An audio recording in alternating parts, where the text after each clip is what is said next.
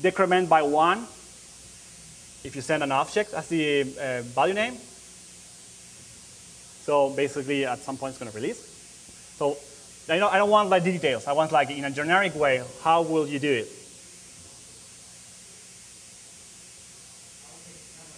Allocate some memory. That's it. So basically, if we're feeding it in a timetable way, we call set attribute in order to decrease until it gets to 0 and release, right?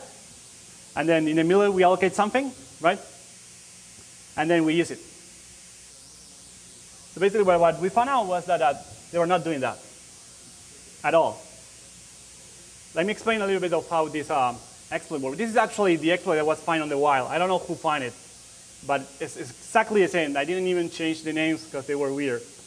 And the first public exploits look exactly the same. Like people from were writing their own exploit and were looking exactly like that. So basically, the first thing we can see here is the heap spray function. Heap spray basically is a big memory leak. So basically, we are allocating a lot of stuff on the memory, something that we control. And then you can see here that this guy is calling a set attribute. We remember decrement by 1. He's just calling 10 times. So that means he's basically fuzzing the reference counter. He's just releasing as much as possible. And then he's finally using the actual object. As you can see, what he's sending to the set attribute, what he's trying to free is the window object. So basically, he's used after freeing the window object. And then he's finally trying to use it here, and that will potentially trigger the bug. So can someone spot the problem here? We have a lot of allocations at the beginning. Then we have the object being released, freed, and then we have the object being used. Well done, Gerard, well done. So basically, the first fact of our heap hero, which is Chunk Norris, is that usually heap sprays make exploit writers dull boys. And why is that? Because the exploit was actually working. Not with 100% of reliability, but the exploit was actually working. And in fact, actually, people poured the exploit to their own shellcode, just like it was, that one, and it was still working. I don't know the exactly percentage, but probably we're going to be higher than 50%. So when I saw that, I was like, why is it actually working? Because basically, as we said, you have heap spray first, object get free, object get used, nothing in the middle. So I get to spend some time trying to figure out what was going on. And then we came up, so everyone is coming up with their own concept, like ROP and memory trespassing, fancy names. So we find our fancy name, because every presentation needs to have one. And this is pray after free. So instead of use after free, people are doing pray after free. Why they're doing pray after free? Because these are the reasons that I find out of how the exploit was actually working. The first one, I always guess, is the most important one. Even if you are religious or not, like the exploit was working because God the Almighty was allowing it to work. Then the second one was the object was getting free, and somehow, without like any real explanation, Internet Explorer is being used quite a lot. So for a reason, it was allocated with something, and that something, by pure luck, was actually put into the meme spray. Actually, it's not pure luck, it's statistics. Like if you allocate a lot of memory and you have some trash in the middle, there is a big chance that that trash will actually be pointed to your heap spray. So that's why I guess the main reason was that. And the other one was that the free object was, the base table of the free object was actually modified only the last bytes by the low fragmentation user block offset. And we are going to explain that later. And there is actually a whole presentation about that from Chris Balasek. So basically, this is what I found on Debugger. Like as you can see here, this is the actual function that's being triggered, the window that is being used. And As you can see, ECX is the actual,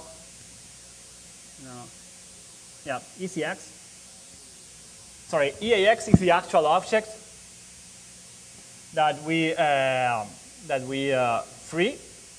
And as you can see here, the B table, which is the first word of that object, it's something like a string, 4C41. And that, by pure luck, was actually pointing to the heap tray, and it was working. In this case, you try it again, and it doesn't work that way. Or it's a different string, or it's a completely different thing. Now, there are other problems with the debug. Let me go back again. The first thing, one of the things was that thing in the middle that was not there. Now, what it was allocating and actually replacing that object. The other thing was that this guy is actually fuzzing the way he is triggering the free part. He basically doesn't know how the reference counters looks like, so it's basically just fuzzing, which is not a good idea. Like, you don't fuzz on your exploit. You fuzz to find exploits, you don't fuzz to exploit stuff. Well, he was doing it. So, which is easily replaceable. Just if you are JavaScript JavaScript programmer, you just know that you can create an element and can put it there, and the element will only have one reference, because you just create it, and then you have to decrease one, and that's done. That's it. But this tells us a lot of things. The first thing is that he probably found it by fuzzing, so he didn't fully understand what's going on. He's just like put a heap spray. First he got a crash. He was like, oh, crash, nice. So now he put a heap spray at the beginning, and then he put the same stuff that makes a crash and works for him. So that's my explanation of that exploit. And that's why heap spray makes exploit null bots. Because like, okay, I put up heap spray, works, perfect, ready to go. So I have some analogies of spray after free. One of them is like going to war with a Russian roulette gun, because like one of 6 times is going to work. The other one is like looking for pornography on a chat roulette, because like 1 over 10 times, yeah, it's not going to get you what you want. Actually, this is the most decent picture I can find, because everything was pretty bad to show it here. So how do you exploit a use after free the right way? It's actually pretty simple. The first thing you want to know is to understand exactly what you are freeing. In this case, this guy was freeing a Windows. You can create your own element, and you can free it. The thing is, the first question you can ask, and that's usually on every heap overflow or heap exploit, is exactly, can it be controlled, whatever we are freeing?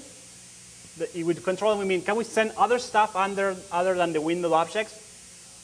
And all those stuff, which are the size of those stuff? Because you have to replace it. So in order to replace it, you have to allocate something of the same size. So the first question is that, can you find the size of the object? And if you can you find different objects of different sizes in order to free it?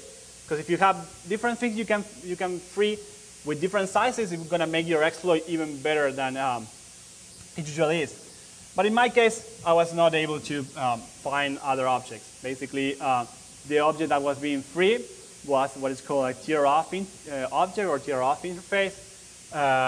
So basically, each JavaScript object on mstml.dll, either a document, a Windows, an element, etc., in JavaScript had a representation which is based on a tier-off object. A tier-off object is basically a wrapper of all the other objects. It has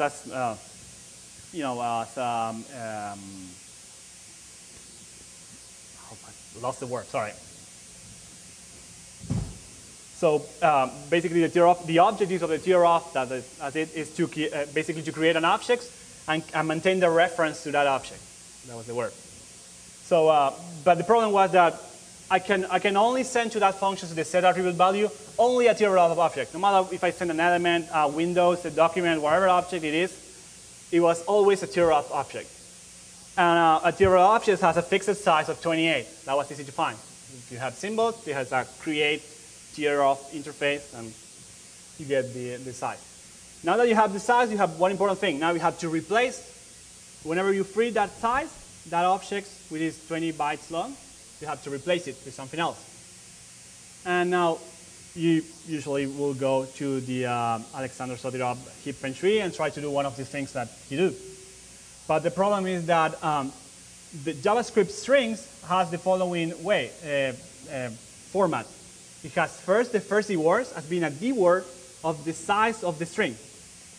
And obviously, the first D word is actually the V table of the object. So if you replace the V table, you're replacing the V table with a size, which is usually not good. So that was not an option. The option was to find an alternative way to have a complete control of the object or the allocation. And in our case, we basically, we try to keep everything related to one DLL. So in our case, we were planning to do everything related with MSHTML DLL.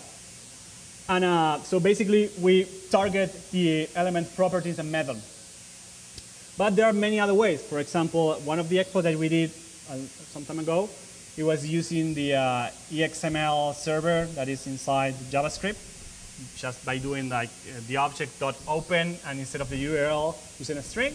That was actually allocating a real string in a real memory. So by sending like 28 bytes, you get to allocate what you want and controlling obviously the first 4 bytes.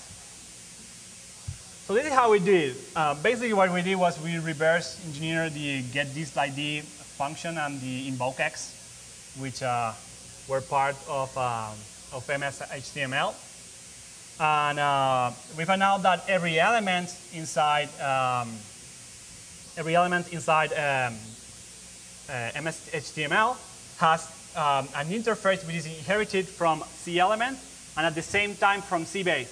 And C base is actually that has the real getThisID function and the invokex. Remember that those functions were the ones that allow you to resolve methods and properties.